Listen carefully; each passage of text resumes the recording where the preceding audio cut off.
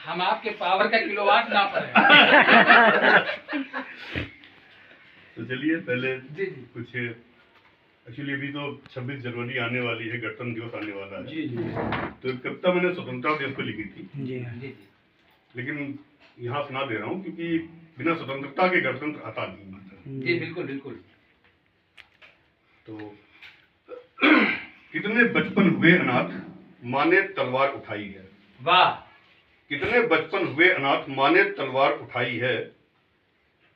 और कितनी मांग हुई है सुनी, बाप ने अर्थी सजाई है। वाह वाह बहुत अच्छा।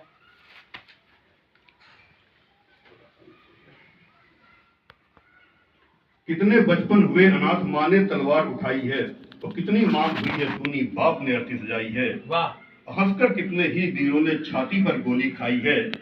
तब जाकर आजाद हुए हम, तभी स्वतंत्रता आई है। वाह वाह उन वीरों को नमन हृदय से जिनसे आजादी आई है। आई है। उन वाह वाह वीरों वाह। को नमन हृदय से जिनसे आजादी है। वाह वाह और आजादी के दीवानों में जोश गजब का भर आया।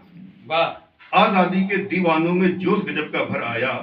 3 रंगों में रंगा तिरंगा, हवा में जब जब लहराया। वाह। हर रंग की अपनी खूबी है, यही तिरंगा बतलाया। वाह। हरा है बचपन श्वेत वृक्ष, और केसरिया तरुणाई है। क्या कहना वाह है। वाह उन वीरों को नमन हृदय से जिनसे आजादी आई है। वाह।